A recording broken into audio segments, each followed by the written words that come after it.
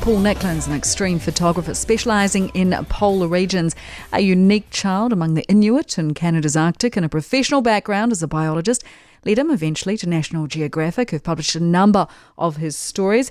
His last book, Polar Obsession, was printed three times within months of being published, and he's here in Auckland to speak. And a very good morning to you, Paul. Good morning. Thanks for having me. So let's start at the beginning, this childhood growing up with the Inuit.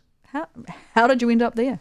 My mom was a school teacher. My dad was a mechanic, and they got good jobs up there. And so we flew 4 hours straight north of Montreal, Quebec, and ended up on Baffin Island, which is near Greenland, and lived in a tiny Inuit community of 190 people. And we were one of 3 non-Inuit families, so we didn't have television.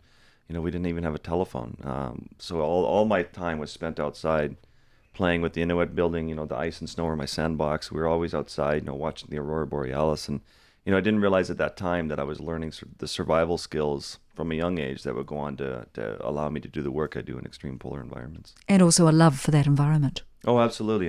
Every time I left it, I would just dream about it and want to get back to it. And so my family ended up leaving after a few years. I ended up staying 40 years, and it's still deep in my heart for sure. What is it about it? I don't know. I just think it's so, the quiet, the wind. It's when quiet is almost deafening because you can never hear a sound, and you're standing on the sea ice for weeks or months at a time living there. It's almost like you're in a meditative state, and then polar bears come by, and then the narwhals and bowheads, and it's just this whole intact polar ecosystem. There's nothing else like it on Earth.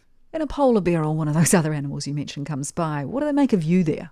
Isn't that funny? I think Kiwis are some of the toughest people I know, and that's been the number one question. Like, what do you do with bears? We don't have bears here. I know you don't. But bears are. I have a bear book coming out, and it's in it I describe how I've seen 3,000 polar bears, 2,000 grizzly bears. I've seen over 1,000 black bears in the wild. Never once have I had a scary moment. It's these people who are disconnected or don't know anything about this species that they've fabricated this fear. Like I had as a kid, after Jaws came out, I was terrified to go anywhere near the water, just because I'm sure great whites were actively trying to kill people in harbors, and and it's not that way at all. It's people in New Zealand have an incredible connection to the ocean, and they're very, I don't know what the word for it is, but they're very at peace with the ocean, whereas I'm the same in the polar environments with a bear. If I see a bear, I get excited, or I've been, actively trying to get close to that bear. How close have you got? I've been, closer than I wanted at times. I've been sleeping in my tent, and I've had bears actually touching my head, through the fabric of the tent. What are they doing? Just kind of looking sniffing. for food? They're sniffing. They're touching me with their nose. So it's their nose, not their claws. Yeah, their nose. And I've had bears come through the tent as well. But it's just staying calm around them, not trying to show any fear, not showing any aggression, and you can generally work your way through these bear encounters. Hang on. So a bear comes crashing into your tent. And they'll poke their head in their tent. But if they do come crashing through your tent, it's a bad situation. But I haven't had that. But I've had them poke their head in just right at the entrance of the tent. So you just have to smack them on the nose and make sure then you can get a gun outside. You smack them on the nose. Smack them on the nose, yeah. Good to know that if I ever come across a bear in the wilds. What's a spirit bear? I had never heard of this beautiful creature until yesterday, and Emily and I were doing some research around this, and she said, that's a spirit bear. And I said, it looks like a polar bear. That's the crazy part of what I do. I'm silly enough to propose these stories to Geographic that I don't realize at the time that are going to take me 3 months of waiting to get one good day of shooting. And so I proposed a story on the spirit bear, and it's a Kermode bear. It's a black bear that's pure white. So it's like a 200-kilo bear, would be a big male. And they're just a rare recessive gene of a black bear that makes them pure white, and they live in a rainforest. So it's like walking through a rainforest and seeing a polar bear all of a sudden walk out of the forest. How many of these bears do we think there are? Probably anywhere from 200 to 400. They're more rare than the panda bear. And I use them as an iconic species to try and keep Canada's dirty oil off the Canada tar sands, off the British Columbia coastline, where they want to put oil tankers in 10 times the size of the Exxon Valdez. So I'm always looking for whether it's polar bears to protect sea ice, it's the spirit bear to protect the rainforest. Sea ice, let's talk about ice. Mm-hmm. Why is it important? Of course, we are seeing it melt. Why does it matter to us? That's a great question, and that's why I work as hard as I do in these areas. Is people don't realize that ice in the polar regions, whether it's in the Arctic or Antarctica, ice is like a soil in a garden. Without the ice in the ocean, nothing can grow. So when you dive under the ice in the spring, you see the photosynthesis, you see the phytoplankton, you see the zooplankton, the amphipods, copepods. You see the Arctic cod, you see the ring seals feeding on the cod, you see the polar bears feeding on the seals and the bowhead whales and the narwhals, those animals with those ivory tusks. They look like unicorns of the sea. And all of these animals depend on the life that grows on the underside of the ice. And on years where you have bad ice years in the Arctic, you have low calamus copepods or amphipod production, which is the main food source for the foundation of the food chain. And Antarctica, obviously, people are very connected here to Antarctica. It's krill. And when you have a bad ice year in Antarctica, you have very low krill production. And this is the ice that's going to disappear in the Arctic in the next 4 to 10 years. Originally, they were saying we were going to lose the ice in the next 100 years. Now the new science is saying 4 to 10 years. And it's just, for me, it's the urgency of seeing these places like, say, Svalbard, Norway, which are 600 kilometers from the North Pole. There's no ice left there anymore, even in the wintertime. So these bears are stranded on land. And so it's just the urgency of the issue, and then sort of using these species to try and connect people to that urgent cause. What does an ordinary person do about that? I mean, what you're describing to me is truly shocking and planet-threatening to some extent, isn't it? But a lot of people say it ain't happening.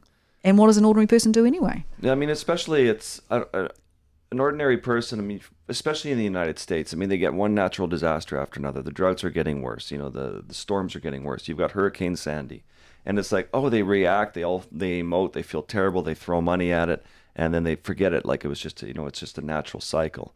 So what the ordinary person has to do is, I mean, we think about love, family, money probably 1,000 times a day. We have to start thinking about the planet, our it's our one foundation of who we are. I mean, there's no other place to go. We can quit dreaming that we're going to be moving to Mars anytime soon.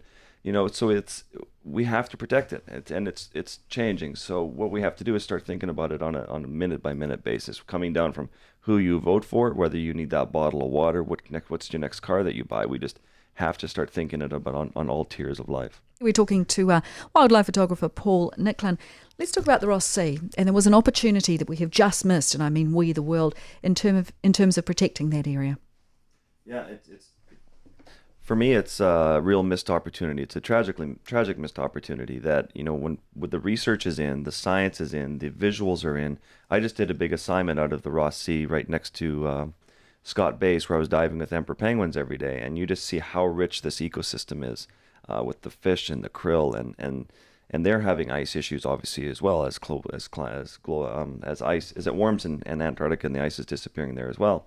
So all of a sudden, when you see all of this, and you're like, great, we're going to protect it, and all of a sudden, one country decides they don't want to do it because it doesn't really fit their economic forecasting for their future, and it's just very short-sighted. This, we're fiddling while Rome burns, while all this change is happening, and we already passed a turning point of loss of ice, and we're going to see, apparently, I mean, scientists are saying we're going to lose half the species on the planet in the next 100 years.